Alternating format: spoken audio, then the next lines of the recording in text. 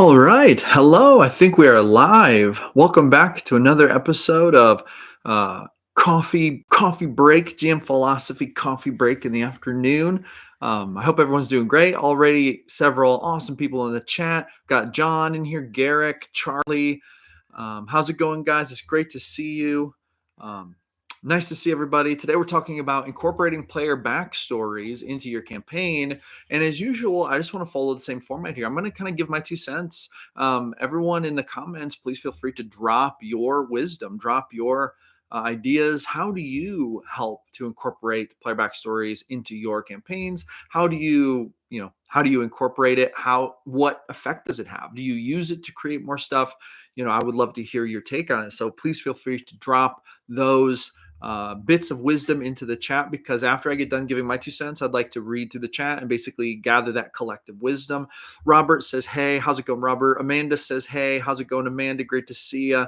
I'm super happy to see everyone. Happy Friday. It is Friday, guys. I think that's pretty awesome. I'm playing some D&D tonight with my Discord group. Pretty pumped about that. And yeah, heck yeah, excited to play in Williams' game on Sunday. Super pumped about that. All right. So before I start reading the comments, I'm going to get into this incorporating player backstories. So I'm actually getting ready. I'm going through the motions to start a campaign in March for like another Discord group. And basically, when my Haunting at Ashboro campaign wraps up, I'll be ready to kind of dive into that next one. And I'm going to tell you exactly what I'm doing for backstory in that. So what I'm doing is I'm having everyone, obviously they're creating their characters, and I'm also having them create their backstories.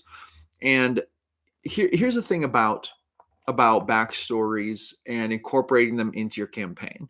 First of all, players are all going to put different amounts of backstory into the folder or the document or whatever. Like some players you find might write 4 sentences. It's like, my character is an assassin who once fought for so-and-so guild. Now they serve so-and-so god and they're out to make some gold, right? So it might be like very, very basic. Whereas you might get 4 pages from other players, okay?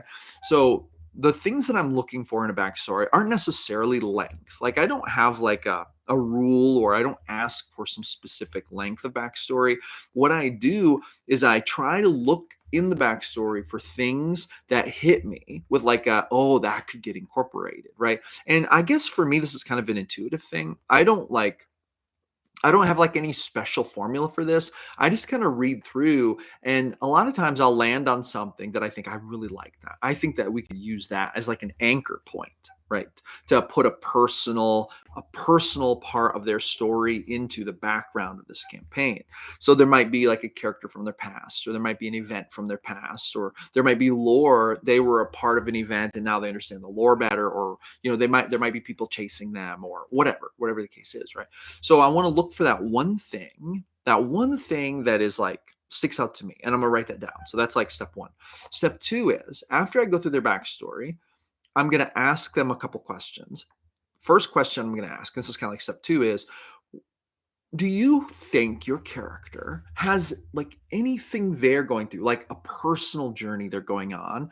Is there a personal journey you'd like to explore with this character in the course of this campaign? Obviously, some new ones may come up and whatnot, but just to begin with, is your character currently on like any kind of personal journey that you'd like to explore?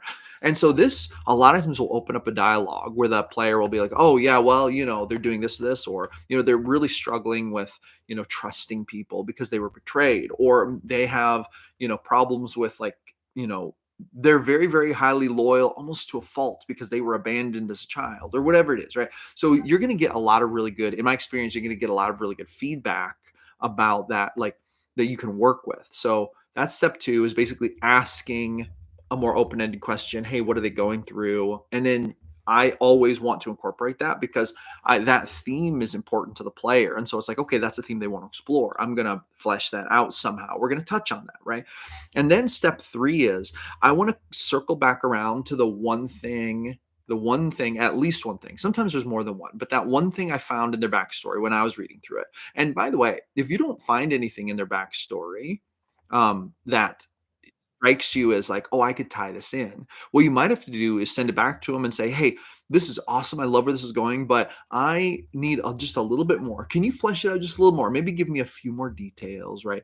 On a similar note, you could ask them questions, kind of helping to lead to something, but you want to find at least that one thing that you can incorporate. Now, once you find that thing, and this is step 3, basically, once you find that thing, you want to basically bring it up to them and say, hey, this plot element here, like this thing that you said, I'm really interested in this. This might actually be something that could be significant to this campaign. Would you tell me more about that? Like, I would like to hear a little bit more about it. What do you think about this and this? So you want to try to get a little more details about it.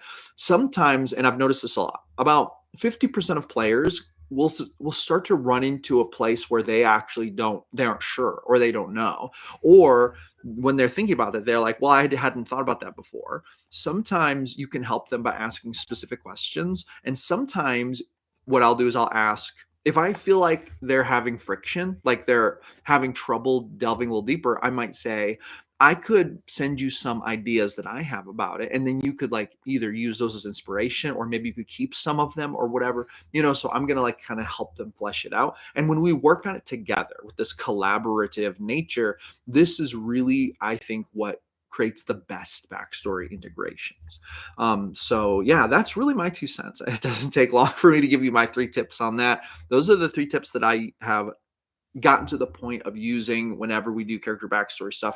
And I want all that done before session 0, because I want the player characters I want them to have their backstories ready. I want to know how I'm going to fit those into the campaign. And then what I try to do every single session, like every session, I try to think each individual player, how in this session, even if it's only for 2 or 3 minutes, how can I bring something back from their backstory and put it in here? Maybe it's the personal journey they're on. Maybe they find a clue from that mystery from their past, whatever.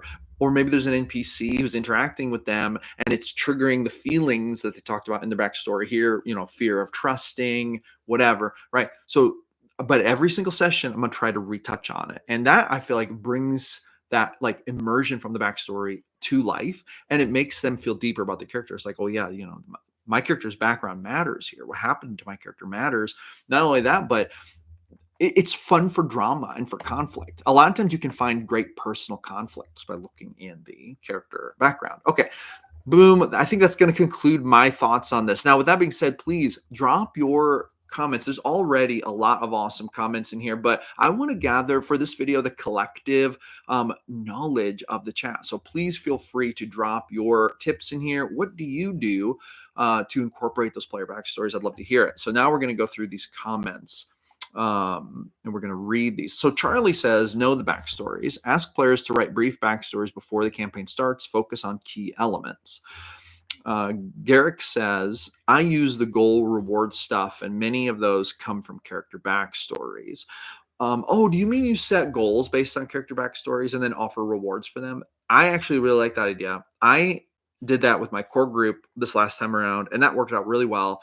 In fact, each player basically, we work together to establish a personal goal for them, like a personal plot arc in the campaign. And everyone, the way they level up is by achieving either personal plot arcs or story arcs, which kind of become official when the players decide they want to embark on them. But anyway, so that's how they level up. And that was really fun. That turned out to be very successful. Robert says, nice thing about backstory is that it doesn't have to be complicated. It really only takes a few points to know who your character is. That is super true. It does not have to be complicated at all. It could be very, very simple. John says, doing okay, Charlie. Running my game tonight. Rough week, though, so I'm pretty drained right now. Still very blessed, just tired. I feel that, John. It has been a draining week for me as well. It's been a draining week. Great week, but draining. Alan says, hey, Alan, it's great to see you. Charlie says, yeah, I provide extra experience or personal rewards for completing personal goals. I love that. I think that's awesome. And it feels good, too. John says, I start at level 1, really. The main thing I want to know is what you did before and why you want to adventure now. That's important. It's like, why are you doing this? Why are you doing this? Juberston says, what's up, everyone? Hey, Juberston, great to see you. Victory Lane Exotics Bill says, hi, everyone. Hey, Bill, how's it going? Mike B says, did I skip my... Oh, I skipped that. Mike B says, see, I look at lack of details as an opportunity for me, DM, to insert things. Okay, that's it. I'd actually like to hear more about that, actually. Waz says, hey, boss, first stream live. Hey, Waz, how's it going? Looking forward to gaming with you on Sunday. Super pumped to be running Grom alongside Tarnik for another chapter in the adventure. Charlie says, sprinkle, don't dump strategy. Integrate backstory elements gradually over time instead of all at once. For instance, introduce an old rival in one session and reveal a mysterious letter from their past in another. I agree. That's awesome. If you dump too much, it takes up too much bandwidth, and you can't fit all that in for all the players, right? So then it kind of becomes a one-player thing. But anyway, Mike B says, Charlie, indeed. Yes, I agree. Victory Lane Exotics Bill says, I have a 10-question sheet we go through in session 0, all new players, so we build their characters from scratch so they can learn. That's awesome. I think that's a really good strategy. Charlie says, the backstories to the world link the character's history to your campaign setting. The backstories to the world link the character's history to your campaign. Absolutely, yes. And I think now that's the goal. And then tying it in is where it gets a little bit complicated. So it's like, okay, they have the backstory. Okay, I have my campaign. How do I tie it in? And I think that is the challenge. Victory Lane Exotics Bill says, smash that like and subscribe. Heck yeah. Wubba lubba dub dub. Smash that like and subscribe. Mike B says, Charlie, my problem with that has always been that rarely do the players know enough about the world. So instead, I typically form the world around the backstory a bit. There wasn't an Assassin's Guild in town before, but now there is. I like that. I think that's awesome. And it is true. Players are not going to know a whole lot about the world. A lot of times I'll tell my players, feel free to be vague, or to make up places or to make up things. You can also just kind of be vague about locations, and then we can work together to pick out a great location based on my lore. Because obviously they don't know the lore as well as you do because you're the GM. They're going to know a very small percentage of it. Garrick says, yes, most common reward is experience, but not always. Goal reward is always totally optional. That's awesome. Charlie says, introduce challenges or quests directly tied to their backstory. I think that's a great idea. And I think that's a strategy that should be a default, to be honest. I think it should be a default. And I think that a lot of GMs miss the opportunity when they don't do that. Ryan says, how many, oh man, I don't even know what that word is. How many TLA cattle collos are a threat for a level 7 party? I will be totally honest with you. I do not know what that word is. I don't know. Sometimes when the words get smushed together, I can't read them very well. Ryan, you might want to rephrase that. So I don't know. Or maybe I'm just ignorant of what that is. But how many the chat might know. But right offhand, I do not know. Dungeons and 20s. A. Williams says, howdy, everyone. How's it going, William? Excited to game on Sunday. Looking forward to it. Dr. Fibes sets traps, says, sorry, I'm late. Oh, no problem, Dr. Fibes. No problem. Excited to game with you on Sunday, Dr. Fibes. Looking forward to it. Mike B says, lack of details, basically like Charlie Beachman's mentioned, you can introduce rivals or build organizations around things in the PC's background that were alluded to but not spelled out. Oh, yes, totally. And I think that's an awesome way to do it. And I think that when you go back and forth with the player in that collaboration, like send a few messages back and forth, that really helps it to come out more and to be a more rich experience. James Bennett says, hey, man, did you get my snow? Or did you get any snow? Yes, we did. We have about 6 inches on the ground right now. It is snowing here in Springfield, Missouri, for sure. Charlie says, this can work as well. You can provide small amounts of information, or they discover each time a bit about the world. Yeah, super true. Alan Reith says, I have found the tables and Tasha's to be helpful in creating the backstory. I don't have Tasha's, but that's pretty awesome. And I have heard that Tasha's is pretty awesome. And I have no doubt that there are awesome tables in there. There's awesome tables in the DMG to help, actually, a little bit in that sense. Charlie says, while adventuring, at least that is how I work a lot of information into sessions. Charlie, do you feel like those things come about as a result of improv, or do you feel like you inject them, like planned? Like, do you plan and then inject them? I would be interested to know your answer to that. Dr. Fibes, such trap says, 2 cents backstory is a player's responsibility, meaning they did not state to DM, I want X part of BS to encounter, do your creative work. Also, I think backstory really starts at level 1 on adventure. Let me see. 2 cents backstory is a player's responsibility, meaning they did not state to DM, I want X part of BS to encounter, do your creative work. Dr. Fibes, I think, are you saying you want them to tell you what they want to encounter, or you do not want them to tell you? It sounds like you want them to tell you what they want to encounter, which I agree with.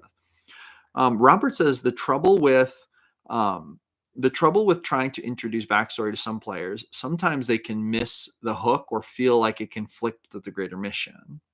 Yes, that is true. And sometimes it does. And sometimes that's actually not a bad thing. For example, introducing a moral quandary, a personal arc that would threaten to distract them from the mission can be a fun way to have a little drama. And it can also be a fun way for the characters to have a little bit of internal party conflict. Some of them might want to chase that. Some of them might be like, we're wasting time by chasing that. But then that player, it might be very like that plot arc might be very meaningful to that character. And so the player will have a role play challenge. So that can be a fun thing. Mike B says, Charlie Beachman, same here. Dr. Fives Traps says they need to state. I totally think it's better if they state that they want to encounter certain things. That's super helpful. I love it when players tell me, here's what I'd like to do with my character. And then they like lay it out there. I think that's awesome. And I think that as a GM, maybe sometimes we need to ask for that because some players do not know to offer that. I really think that's true. Charlie says both on the fly, and I plan on bigger stories beforehand. Oh, gotcha. Okay. All right. Dr. Five Such Trap says yes. Heck yeah. Kelf says, I agree. I definitely encourage players to write in detail for their backstory, but keeping things vague means that the DM can take some liberties with the campaign tie-in. This is true. Also, Kelf, welcome to the chat. Kelf is the most recent contest winner in our Discord contest. If you haven't joined our Discord, link is in the pinned comment. Join my Discord. Click on it. It's free, and we run about every 2-ish weeks or so. We have a content creation contest. This last one was a magical or wondrous items, artifacts creation, a one-page magic item. Super, super fun. Kelf won that contest this week.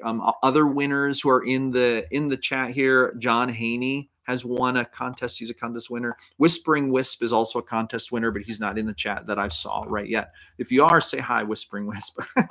But anyway, so boom, shout out to Kelf. And I'm about to review the magic item Kelf created in a video coming up, I think on Tuesday is when that'll come out. But anyway, super pumped. Boom. Creation was awesome. And join the Discord. You should join it because it's awesome. We do a lot of cool stuff in there. Okay. I agree. Definitely encourage players to write in detail for the backstory, but keeping things vague means that the DM can take some liberties with the campaign tie-in. I totally agree. Dr. Five Such Trap says, let's not confuse backstory with a player trying to work out personal demons at the game. Careful. Oh, interesting. Okay. So let's not confuse backstory with a player trying to work out personal demons at the game. So I think that backstory is a different thing. It's like where the character was before they got here. What made them who they are? What led them to this point in time? And then what effects might that have left on them? You know, for example, if they were in a guild, maybe they are now an expert martial artist, or if they were an assassin, like, you know, if they trained under an assassin, now they know how to be a rogue, whatever, right? But then personal demons is different. It's like that feels more like and Dr. Fibes, I actually think you mentioned player trying to work out personal demon. Do you mean player or character? If the character is trying to work out a personal demon, that might very well be tied backstory. But if a player is trying to work out their own personal demon, that is different. That gets into the realm of like D&D maybe being therapeutic, maybe having benefits for helping us to work through demons, experiment with concepts that we do not experiment with in real life. For example, playing a neutral evil necromancer wizard in a game is an experience I'm probably never going to explore in real life. I'll probably never be that person in real life. But exploring those darker aspects of nature through the game is one of the fun things about D&D. And the freedom that it gives us is really, really cool. With that being said, players working through personal demons while playing D&D can be complicated unless they intentionally channel that into their character and they make it a part of their character and the backstory and a cohesive part of the game, and they do not push it onto the game in an out of game manner. I think that summarizes my response to Dr. Fives. I think, and that's me adding to your comment, Dr. Fives. Kelf says, I always try and get players to develop 3 different goals: a long-term goal, a short-term goal, and a campaign aspiration. Okay, I like that. That's actually very focused. Those are very specific things. Dr. Five says, Trump says, you're correct, Kelf. John Haney says, yay, content creation contests. Yeah, heck yeah. Kelf says, long term, overthrow the current lord. Short term, find out who the guards are for the current lord. Campaign aspiration, inspire revolution in the kingdom to free the commoners. Okay, that's actually a great example. Charlie says, ask questions during sessions, prompt players to expand on their backstories. Yeah, I also think it's fun to go into dreams, like when the players are having a dream. It's like you're having a dream about your past. Would you tell us a scene from your childhood that was particularly formative for you, and describe it out as you're seeing it in your dream? I do that sometimes. I think that's a fun thing. Let's see here. Okay, Dr. Fibes, you said player. Okay, that's what you meant, and that is what I thought you meant. So, boom, my comment still stands. I would like to hear what you think about it. If anyone wants to share what they thought about me talking about players working through their demons, feel free to drop that too. It's a little bit of a tangent, but I'm down with it. I'm down with it. I actually really like talking about that aspect of D&D. It's not like super popular. Like content in that vein doesn't get a ton of clicks, but then again, maybe I should try it again because maybe more people are interested in that than I give it credit for. Why does this place feel familiar to you? Says Charlie. That's a great example question, actually. Kelf says long term should be a tangible thing. Short term should get you closer to your long term, and aspiration should be something that you can look back on and feel accomplished for. That's really good. That's almost like Kelf, are you good at setting goals for yourself in your personal life? Because it sounds like you are good at categorizing goal type aspirations. you sound to me like someone who uses a full focus planner, which I am a huge fan of because I am that kind of person as well. Charlie says, what's one thing you noticed about this artifact? As an example question. Heck yeah. What's one thing you notice about this artifact? Okay, so Charlie, that's like a leading question to ask them to create something about the artifact. Is that true? If so, that's really interesting. I have shied away from using that technique because there's a part of me that thinks if I let the players create parts of artifacts while they're observing them, yes, they are assisting in the creation of it, but then it could border on feeling like I wasn't prepared. And I kind of feel like that could hurt immersion. I would like to know what everyone thinks about that. That's not a criticism of your technique, Charlie, because your technique is it is a lot of GMs use that technique. I'm just wondering about that question because I feel like that's the most obvious question to ask about that. John says, I want to know where they're from, why they left, what they did, why they left, who's their family, why they left, what are your goals now, why is adventuring the solution? Yeah, or why is adventuring the journey, maybe the journey to the solution. Dr. Five Such Trap says players put in mother died when young in car accident. Now it's eaten by dragon. John says, don't write me a novel, please. That's true. It's hard to find the time to read 15 pages of backstory. In the age of ChatGPT, it is not surprising to get 15 pages of backstory that's ChatGPT generated. Not that I'm against ChatGPT generated backstories, but it could become excessive. It could become excessive because with a few keystrokes, you could come up with 15 pages of backstory. Jubersten says, how should I go about introducing a backstory to my campaign that doesn't fit? Should I have him rewrite his backstory or rearrange some of the campaign to fit it?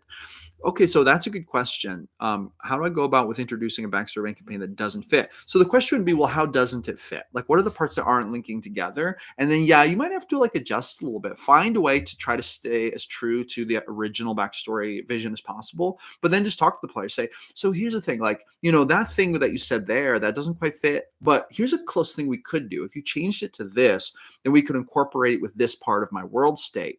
And then so you can work it out from there. I think that's a back and forth discussion type of thing, which is a good discussion to have. A lot of times the first version of a backstory from a character will not fit 100% and will require revision. Dr. Five Sets Trap says, agree to what you said 100%. Okay, boom. Sounds like we're on the same page. John says, also, I have amnesia is a little frustrating at first, but it also basically means I get to write your backstory for you and then keep it a secret from you. Personally, I love it when characters role play the I have amnesia thing. That makes a lot of sense to me. That also helps to explain why characters are basically these adventurers, but they're starting at level 1 and then they're learning such a quick pace, right? They're becoming these legendary exceptional characters, or did they have amnesia and they were this amazing warrior and now they have to relearn their skills, sort of like a Jason Bourne type thing. I kind of like the amnesia thing. I kind of like it. Kelf says, absolutely terrible at goals in my own life. But when it comes to D&D, I'm all about it. Maybe I should reevaluate and consider doing it for myself. That's funny. It's all good. No pressure. I was just wondering because you sounded like a full focus planner guy in that comment earlier. Garrick says, or what does this ink blot look like to your character? What does this ink blot look like? Now you're getting psychological. You're going to get them to talk about their real life backstory. John says, I also like to incorporate at least one secret question just between me and the individual player. What is one thing your character doesn't want the other party members to know? That's a really good question to ask. And it's like, do you want this to be a secret or would you tell people? That's a really good question. Dr. Five Such Traps says, love the human condition aspects of the game. Just don't want personal damage to overrun game. That's a different game, best run by psychology experts, despite my vast lol psychic experience. I agree with you. Although I do not have vast psychic experience. Kelf says, John Haney, absolutely. I have a short sheet that I have players fill out that outlines similar ideas. Why did you become an adventurer and why do you work with a party are the most important? Those are important questions. Charlie says, other times, some of my players say, yeah, I know something about this, and they can explain it. If they find a good enough story, I factor as a fact so they can enrich this themselves. Gotcha. Okay.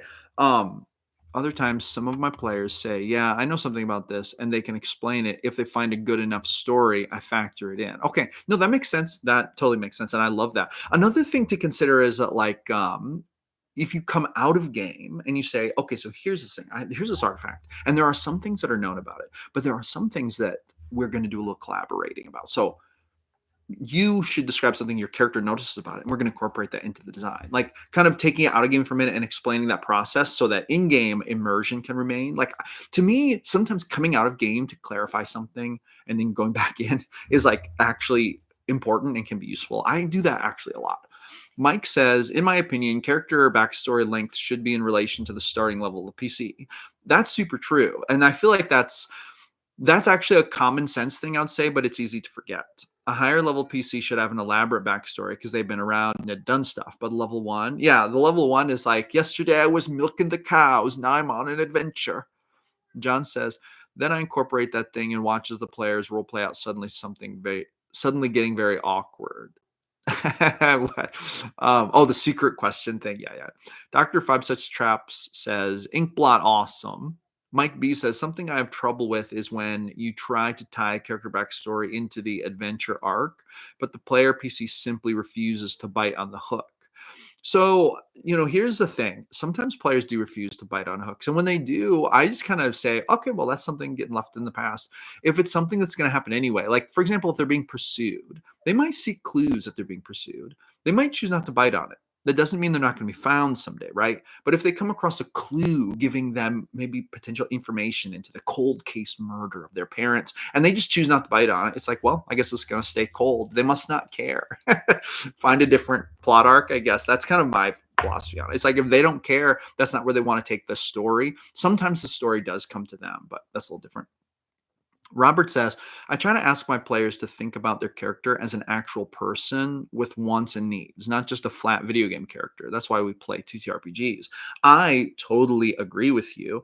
And I think that comes more with experience. I think when people first play D&D, a lot of times it's like, oh, what are the stats? Can I get the cool sword? How much damage can I do? I think that people think of it more as a minis combat game. And then as you get more experience, you realize more and more that combat is fun. But what's actually fun is like the soul searching and the story behind the character. And for me, like when I'm playing a character, like when I'm playing Grom in William's game, I mean, the combat is fun, but I'm not building this character thinking, "Oh, how can I max out on my combat things?" Like the combat minis game aspect is not a priority to me. What is a priority is what do I want to explore with this character from a storyline standpoint? And for me, it was this kind of like this wanting to be a merchant, seeing gold as the ultimate god, as the ultimate power, caring a lot about things like fine wine and fine cheeses, and then how that would manifest in a character who's also going to a big war, seeing that big war as an opportunity, taking big, like kind of trying to pursue opportunities, taking risks, like investing all his money into the wine business and things like so. This is all stuff that is just his personal kind of stuff, but it's stuff that I think is fun to think about and work through in that character. So it's like super, super fun. So anyway, I think, Robert, I completely agree with you. And I think that comes with more experience. John says, gotta go later, y'all. Hey, John, thank you for coming by. And with that being said, we've come up on a half hour and I am going to have to bounce as well. I'm actually drinking coffee today. It is coffee day for Coffee Break Live, but Coffee Break is done. It is time to go back to some video editing. So, hey, thank you all for joining me. I really appreciate you taking the time to hang out with me and to have a Coffee Break Live. I do this every day, Monday through Friday at 1 p.m. Central Standard Time. We will not have one tomorrow or on Sunday because it'll be the weekend.